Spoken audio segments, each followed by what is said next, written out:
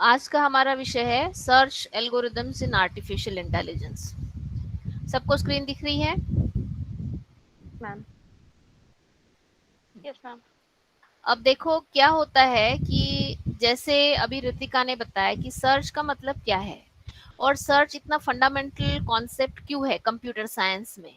तो सबसे पहली बात की प्रॉब्लम सॉल्विंग। देखो हम लोग कंप्यूटर को प्रॉब्लम देते हैं और ऐसी कुछ मेथड्स अपनाते हैं या फिर ऐसी कुछ मेथड्स को हम लोग इन्वेंट करते हैं जिससे कि वो प्रॉब्लम सॉल्व हो जाए।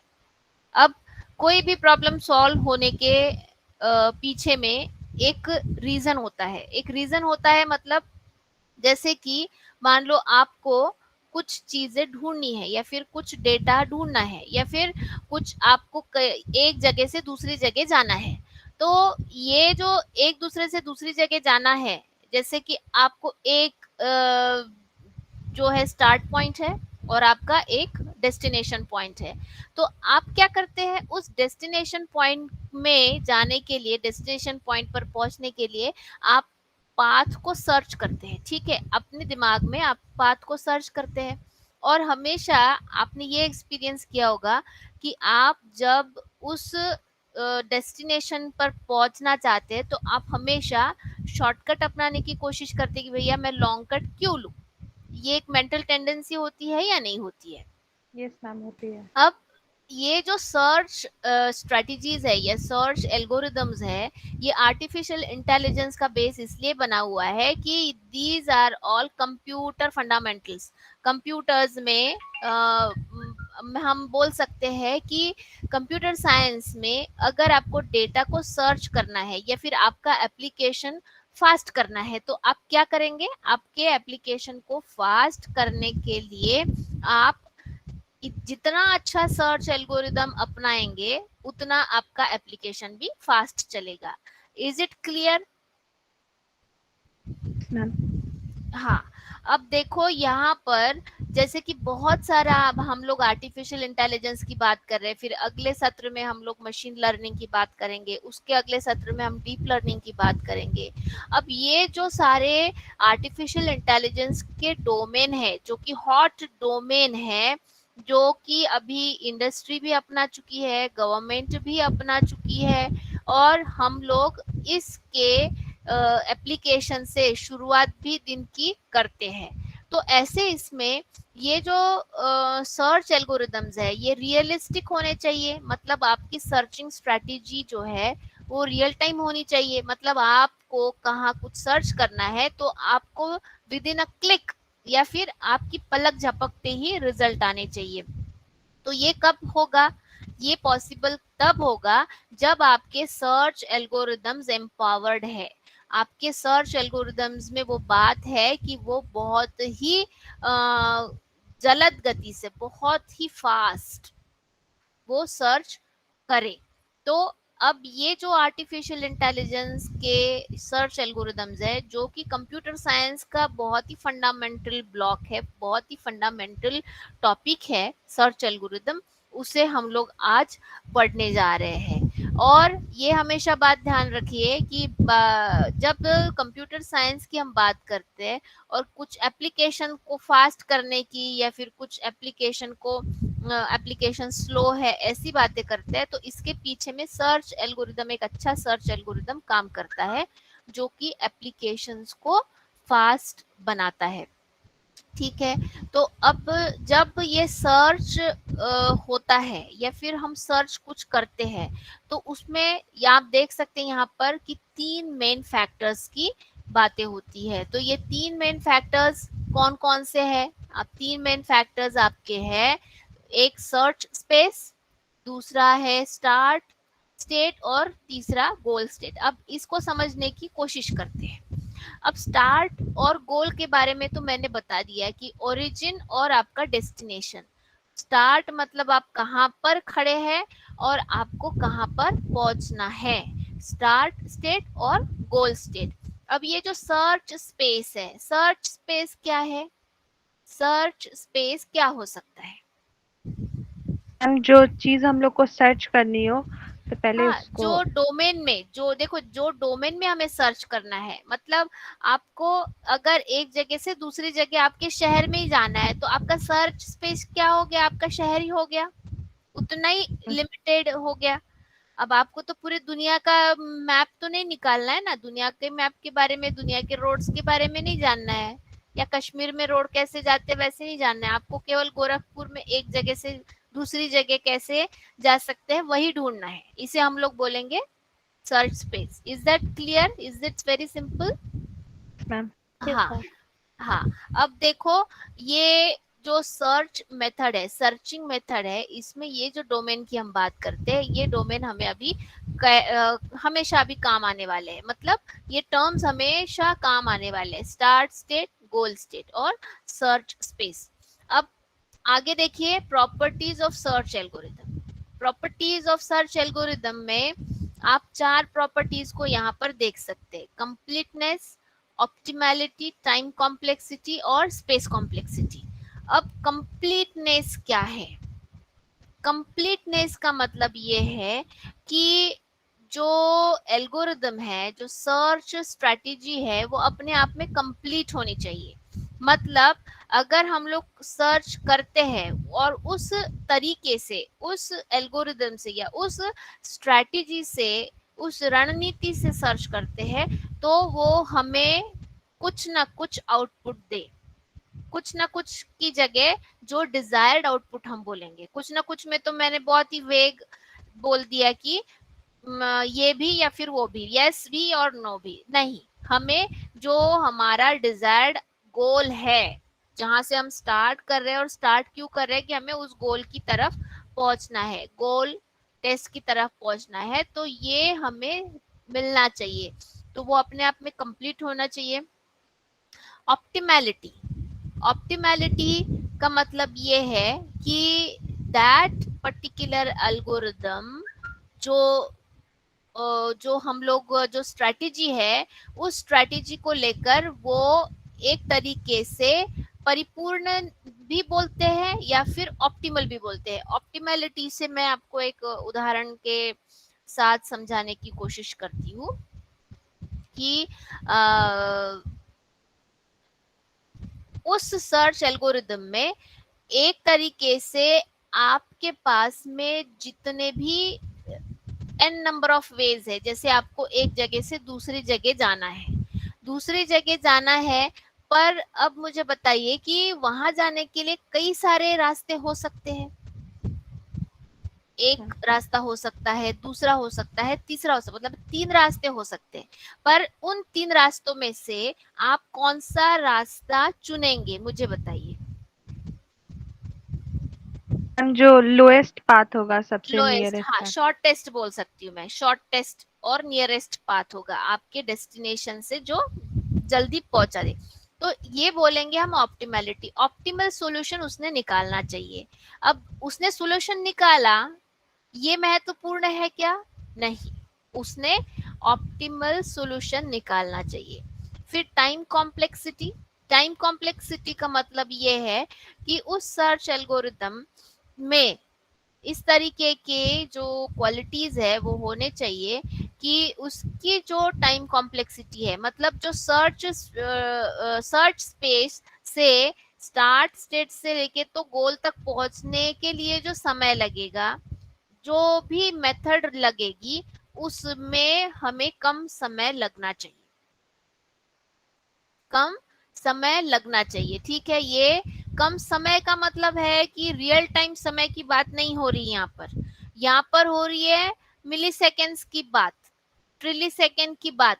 क्यों? क्योंकि ये कंप्यूटर साइंस में हम लोग सर्च करेंगे, कंप्यूटर साइंस के सर्च एल्गोरिदम से सर्च करेंगे, और यहाँ से जाने के लिए दूसरे रेलवे स्टेशन जाने के लिए ऋतिका को आधा घंटा लगता है, ऐसे नहीं बोलूंगी मैं, यहाँ पर कितने मिली सेकेंड्स के अंदर आपका एप्लीकेशन में सर्चिंग होता है, ये इम्पोर्टेंट है। अगर मान लो कि आपने सर्च करने के लिए डाल दिया और आप कॉफी पी रहे हैं लैपटॉप के सामने, आपके कंप्यूटर के सामने, तो मतलब है क्या? और वो सर्च कर रहा है, विद इन अ क्लिक उसने कुछ ही सेकेंड्स में आपको सर्च करके दिखाना है, तो टाइम कॉम्प्लेक्सिटी भी उसकी होनी चाहिए, अच्छी होनी चाहिए। और स्पेस कॉम्प्लेक्सिटी का मतलब क्या है? स्पेस, कितना स्पेस ले रहा है, storage space. Yes, storage space. अभी देखो एल्गोरिदम तो चला दिया हमने, चलाने के बाद में पता चला कि उसने मेन मेमोरी में, क्योंकि प्रोग्राम लोड जब एग्जीक्यूट होता है तो मेन मेमोरी में वो लोड होता है, तो मेन मेमोरी में उसने पूरा स्पेस ले लिया, और बाकी के जो भी है बैकग्राउंड के कुछ एप्लीकेशंस है उसको रन होने के लिए जगह बची नहीं, तो ये उसने कम स्पेस भी लेनी चाहिए। मतलब उसने कम से कम किलोबाइट्स में, केबीज में अपना काम पूरा कर लेना चाहिए। उससे क्या होगा कि आपका जो सिस्टम है वो अच्छे से चलेगा। नहीं तो बहुत बार ये होता है ना कि आपने एक्सपीरियंस किया हो, कभी हैवी एप्लीकेशन आप डाल देते हैं ना मशीन में, तो वो मशीन स्लो चलने लगता है। क्यों? क्योंकि वो स्पेस ऑक्युपाई कर लेता है, इस वजह से। तो ये सारे सर्च एल्गोरिदम्स की प्रॉपर्टीज होनी चाहिए। अब हम लोग बात करते हैं कि कौन कौन से प्रकार के सर्च एल्गोरिदम्स है। अब दो प्रकार के सर्च एल्गोरिदम्स है, इसमें दो प्रकार के हैं कि एक है uninformed uninformed search. Uninformed search को ब्लाइंड सर्च भी बोलते हैं, और दूसरा है इन्फॉर्म्ड सर्च। अब ये अनइन्फॉर्म्ड सर्च और इन्फॉर्म्ड सर्च, ये दो सर्च एल्गोरिदम्स के जो प्रकार है, अलग अलग प्रकार है, उसका लिस्टिंग यहाँ पर दिया गया है। पहला है ब्रेड फर्स्ट सर्च, दूसरा डेप्थ फर्स्ट सर्च। इसे, इन एल्गोरिदम्स को शॉर्ट फॉर्म के रूप में भी कई बार उपयोग में लाया जाता है बोलते वक्त। उसका BFS बोलते हैं, DFS बोलते हैं, और DLS भी बोलते हैं, डेप्थ लिमिटेड सर्च, फिर यूनिफॉर्म कॉस्ट सर्च, और iterative depending depth first search, by directional search. ये सारे अनइन्फॉर्म्ड या फिर ब्लाइंड सर्च एल्गोरिदम्स है। और इन्फॉर्म्ड में ग्रीडी सर्च और ए स्टार सर्च, ये दो मेन एल्गोरिदम्स है, बहुत ही पॉपुलर एल्गोरिदम्स है ये दोनों भी। और यहाँ पे ये जो डेप्थ फर्स्ट सर्च है, ब्रेथ फर्स्ट सर्च, ये दो एल्गोरिदम्स को हम आज देखेंगे। तो देखो ब्रेथ फर्स्ट सर्च क्या है, आप दिख रहे यहाँ पर स्क्रीन पर दिख रहा है आपको, ये मैम ये जो डायग्राम बनी हुई है, ये वाली, ये डायग्राम को आप देख सकते हैं, यहाँ पर मैं हाईलाइट भी कर रही हूँ पैरेलल में, डेप्थ फर्स्ट सर्च। अब देखो डेप्थ फर्स्ट सर्च में कैसे होता है, आपने देखा ये ट्री स्ट्रक्चर है, पहले हमें ट्री स्ट्रक्चर को समझना पड़ेगा, इसके पहले कि हम लोग BFS को समझे। ट्री स्ट्रक्चर जो कि एक बहुत अच्छा, बहुत पॉपुलर डेटा स्ट्रक्चर है। अब ये जो है S, यहाँ दिख रहा है S का मतलब है सोर्स या फिर स्टार्ट। अब ये जो S है, इस नोड को हम लोग रूट नोड बोलेंगे, और क्या नोड बोलेंगे? Root node. फुटनोट। ये रूट नोड जो है आपको बताता है स्टार्टिंग पॉइंट, और इसका जो लेवल है वो रहता है 0, राइट। अब ये दूसरा जो है नोड, ये A और B नोड आप यहाँ पर देख सकते हैं। तो ये A और B नोड हो गए इस पेरेंट नोड के या फिर रूट नोड के चिल्ड्रंस, ठीक है, चिल्ड्रंस। और फिर वैसे ही A के C और D, B के G और H, E, F, इस तरीके से K तक उसका, और इस लेवल 1 2 3 4 5, ये इस तरीके के जो लेवल्स है, इसे हम बोलते हैं डेप्थ, ठीक है, इसे हम बोलेंगे डेप्थ, डेप्थ बोलेंगे। और यहाँ यहाँ से जो इस तरीके से देख रहे हैं आप, यहाँ एरो दिख रहा है, ये है आपका ब्रेड्थ। मतलब इस तरीके से हम लोग सर्च करेंगे तो हम लोग बोलेंगे ब्रेड्थ, इस तरीके से। चलो, तो अब ये जो ब्रेथ फर्स्ट सर्च है, ये सर्च एल्गोरिदम कब होता है, कब उपयोग में लाया जाता है, जब हमें सर्च करना पड़ता है अलोंग द ट्री और अलोंग द ग्राफ। ग्राफ और ट्री में अगर नोड्स सर्च करने होते हैं तो आपको ये ब्रेथ फर्स्ट सर्च एल्गोरिदम काम में आता है। और ये जो एल्गोरिदम है ये कैसे सर्च करेगा, ब्रेथ वाइज। मैंने अभी बताया ब्रेथ वाइज सर्च करेगा। तो ब्रेथ का मतलब समझ में आ रहा है कि आपको लेवल के समानांतर सर्च करेगा। दिख रहा है आपको, लेवल 1, लेवल 2, लेवल 3, इस लेवल में जितने भी नोड्स है उसको वो सर्च करेगा। और ब्रेथ फर्स्ट सर्च हमेशा ये जो रूट नोड है, रूट नोड से इसकी शुरुआत होती है। ब्रेथ फर्स्ट सर्च की शुरुआत हमेशा रूट नोड से होती है। और फिर अगर रूट नोड में आपको मान लो it is a root node, root node का मतलब भी है कि भैया स्टार्टिंग पॉइंट, और पता चला कि आपका डेस्टिनेशन ही रूट नोड है, तो आपका सर्च वहां पर कंप्लीट हो गया, संपूर्ण हो गया।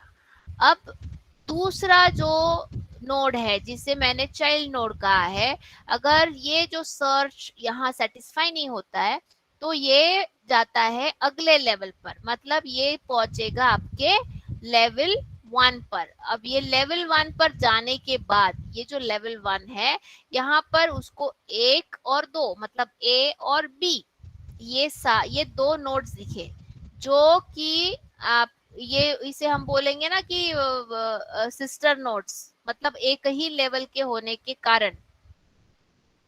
तो ये जो करंट लेवल है वो करंट लेवल मतलब लेवल 1 को वो पूरा एक्सप्लोर करेगा, मतलब ढूंढेगा भैया ए जाना है क्या, फिर मुझे बी जाना है क्या, ओके नहीं, तो फिर क्या करेगा वो फिर से नेक्स्ट लेवल पर जाएगा। मैंने ऑलरेडी यहाँ पर ड्रॉ करके रखा हुआ है, ये फिर से नेक्स्ट लेवल जाएगा और फिर एक एक नोड करके सर्च करेगा। पहले सी, फिर उसके बाद में डी, जी, एच, ये लेवल 2 के सारे वो सर्च करेगा। अब धीरे धीरे वो हर लेवल पर सर्च करेगा जहां उसको जो डिजायर्ड गोल है वो अगर मिल जाता है तो वहां पर वो स्टॉप हो जाएगा। ठीक है, तो ये ब्रेथ फर्स्ट सर्च का जो पिक्चर है वो आपको अभी मुझे लगता है समझा होगा। अब हम लोग आगे बढ़ते हैं डेप्थ फर्स्ट सर्च में। अब ये जो डेप्थ फर्स्ट सर्च है ये देखिए यहाँ डायग्राम है उसकी, उस डायग्राम को समझेंगे। ये देखो ये लेवल्स भी दिख रही है यहाँ पर, लेवल 0, 1, 2, 3। पर अब ये जो ट्री है, जैसे जैसे कि डेप्थ फर्स्ट सर्च और ब्रेथ फर्स्ट सर्च एक ही जैसे काम करते हैं, मतलब आई मीन ट्री और ग्राफ डेटा स्ट्रक्चर के लिए ही काम करते हैं। पर यहाँ पर आप देख सकते हैं कि डेप्थ को यहाँ पर सर्च किया जा रहा है, ना कि ब्रेथ को। हाँ रितिका सठवने यस मैम। जी, ये जो स्टार्ट आपका नोड है या फिर रूट नोड है, रूट नोड के बाद में हमने ब्रेथ फर्स्ट सर्च में क्या किया था, इस तरीके से सर्च किया था, मतलब यस मैम। ये जो है इससे सेक्टर। सर्च किया था। पर अब यहाँ पर ऐसा नहीं हो रहा है, यहाँ पर क्या हो रहा है, डेप्थ में जा रहे हैं हम लोग, मतलब लेवल 1, उसके बाद में फिर लेवल 2, फिर लेवल 3 और लेवल 4, इस तरीके से हम लोग उसे डेप्थ में एक्सप्लोर कर रहे हैं। अब ये डेप्थ फर्स्ट सर्च इसे इसीलिए बोला जाता है कि इसको शुरुआत करते हैं हम लोग रूट नोड से, और हम लोग क्या करते हैं इस सर्च स्ट्रेटेजी में, उसके डेप्थ को हम लोग एक्सप्लोर करते जाते हैं। हर नोड, उस डेप्थ का हर नोड हम लोग एक्सप्लोर करेंगे। इस तरीके से इसे डेप्थ फर्स्ट सर्च का नाम दिया गया है। अब ये डेप्थ फर्स्ट सर्च हमें ध्यान रखना है कि ये जो डेप्थ फर्स्ट सर्च है ये स्टैक डेटा स्ट्रक्चर उपयोग में लाता है, पर ब्रेथ फर्स्ट सर्च आपने यहाँ देखा होगा क्यू डेटा स्ट्रक्चर उपयोग में लाता है। ठीक है, तो ये दोनों में अंतर है कि ये स्टैक के लॉजिक के हिसाब से काम करता है और breath first search Q data structure के हिसाब से काम करता है। और यहाँ पर फिर से क्या होता है यहाँ पर कि हमें ये जो है ये बैक ट्रैकिंग जैसा बैक ट्रैकिंग के जो एल्गोरिदम है, बैक ट्रैकिंग की जो मेथड्स है कि जिससे हम लोग सभी सॉल्यूशंस को या मीन सभी गोल्स को हम लोग ले सकते हैं या फिर हम लोग फाइंड कर सकते हैं, तो ये बैक ट्रैकिंग के प्रोसेस से भी चलता है। तो ठीक ये जो है ये डेप्थ फर्स्ट और ब्रेथ फर्स्ट सर्च में आप लोगों को अंतर पता चल गया कैसे हो रहा है। यहाँ पर ब्रेथ फर्स्ट सर्च इस लेवल पर हो रहा है, लेवल पर हॉरिजॉन्टल जा रहा है, पर यहाँ पर क्या हो रहा है वर्टिकली वो डेप्थ को सर्च कर रहा है। आ रही है बात ध्यान में? Yes, ma'am. यस। तो आपको ये देखना है क्यू डेटा स्ट्रक्चर। आपके लिए अभी एक छोटा सा वर्क मैं दे रही हूँ। क्यू डेटा स्ट्रक्चर, कभी डेटा स्ट्रक्चर आपने पढ़ा है? डेटा स्ट्रक्चर पढ़ा है बेटा? No, ma'am. अच्छा ठीक है, नहीं पढ़ा है तो आपको उसको कल पढ़ के आना है। क्यू डेटा स्ट्रक्चर और स्टैक डेटा स्ट्रक्चर, ये दोनों भी डेटा स्ट्रक्चर्स को आपको अच्छे से पढ़ के आना है कि क्या है ये डेटा स्ट्रक्चर, मतलब क्या है, और उसमें भी क्यू और स्टैक ये डेटा स्ट्रक्चर का मतलब क्या है। ठीक है? Ma'am. ओके।